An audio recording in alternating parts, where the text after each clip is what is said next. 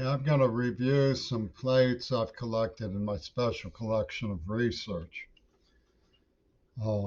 Sometimes it helps me organize my writing, organize the plates, get a grip on some of the things that I think are going on. And I'll also remind you that many of my videos have CC auto translation, which isn't perfect. It's provided by YouTube. So if you click CC, it'll give you the text of what I say as I say it, which sometimes I find very helpful. I use CC and recommend using CC, looking at movies from the era of Hollywood that I sometimes discuss. So with that, I'll start presentation of some of the plates that I've collected. One of the things that you might notice in this one is that I have John Lennon with Mark David Chapman and Reagan right as he is supposedly being shot by John Hinckley. And my reason of putting it together this way is that these two men look very similar to each other. And what I found is that they also bear a striking resemblance to Richard, Queen Elizabeth's cousin. Now, when you go into the discovery that the vicious attacks we're living with, like COVID, came from a branch of civil warriors or globalists or whatever you want to call these fascists who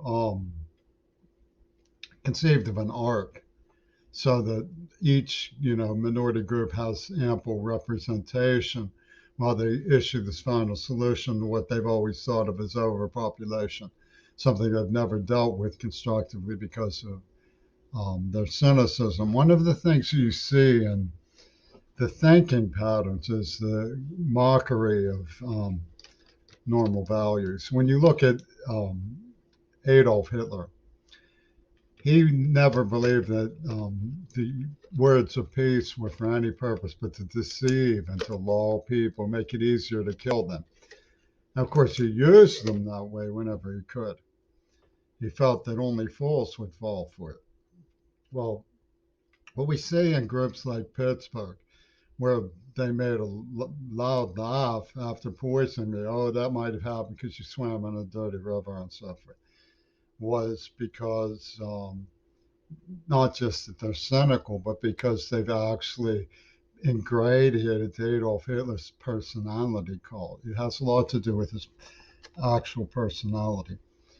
And when you look at the arc, my thinking goes beyond that they simply have representative tokens from every group. And they, of course, play as though feudals are going on between the races, hitting one side, then the other, one side, then the other, to keep the issue being dodged back and forth in the media. But they also call back to a thinking process of representing ideas through messengers that comes from Tamo de Jong. King Crimson was often thought of as the greatest talent in rock, almost like a thinking man's Beatles. So one of the ideas that comes out in the Beatles' career was mysterious double of Paul and the great hoax. And they said Paul is dead, but this was all taken. Oh no, no, no. Like a UFO story, like Oswald being someone other than the man who killed Kennedy.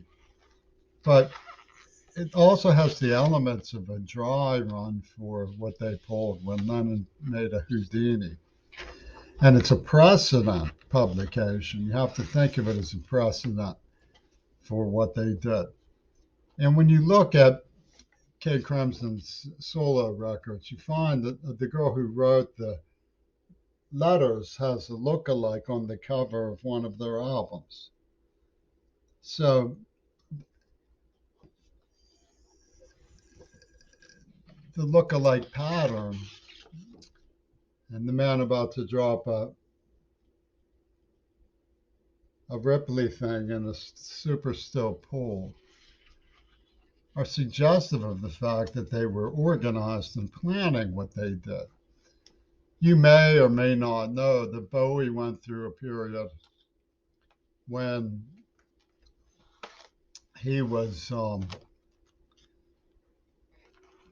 considering himself a follower of Duke Edward and Adolf Hitler and fascism. He put out Helden in those days.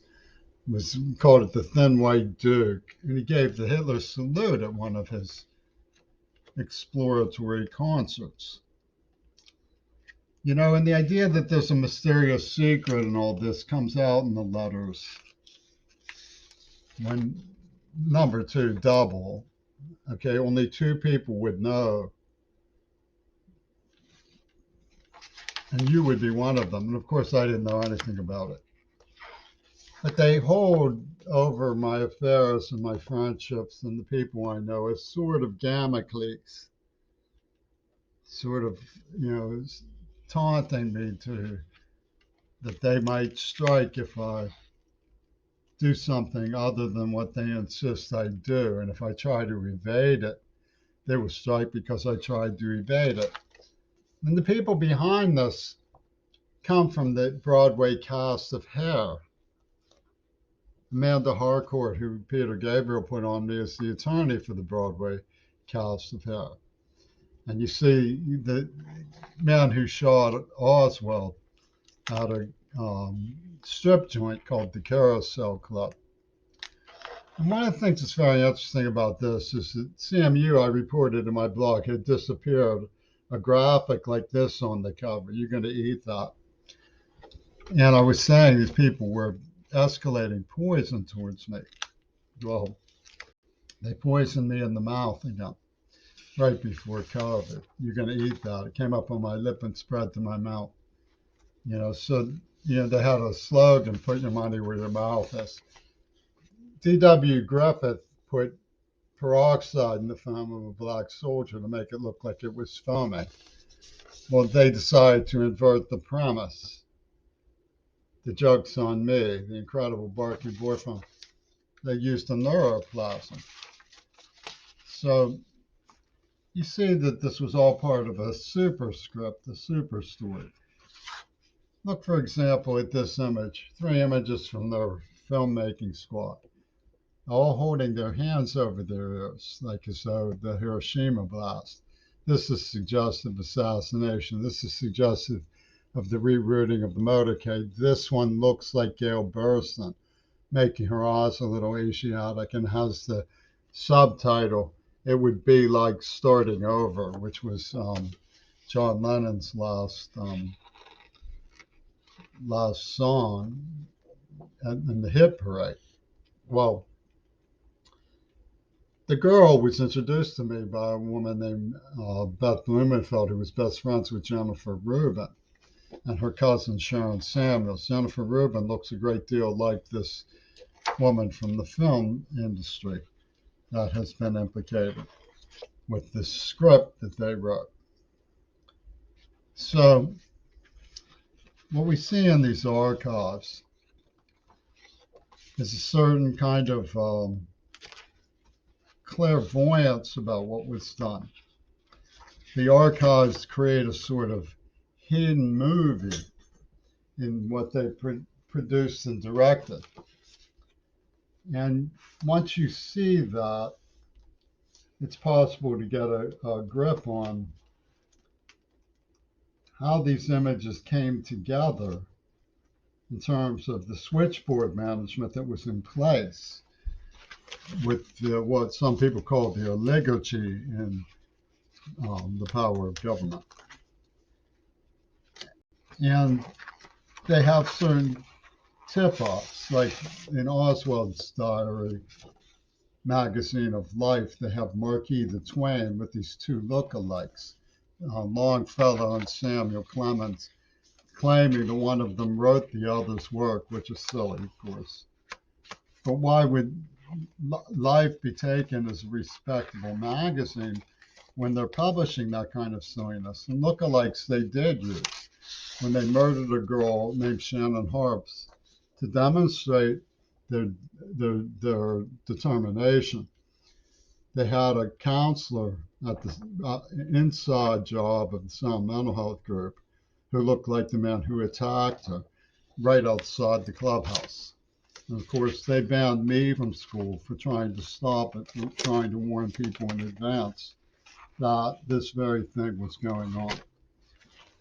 So what we're seeing here is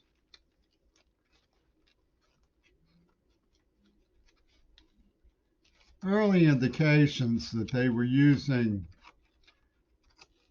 cinema and art rock publications to tell a super story that wasn't to be believed, was to be taken as sort of a Bermuda Triangle story for people on Earth who went digging as for Klondike gold in the super story of our surroundings. I'll sign off on that note for now, and maybe I'll do a follow up to this or a series of follow ups.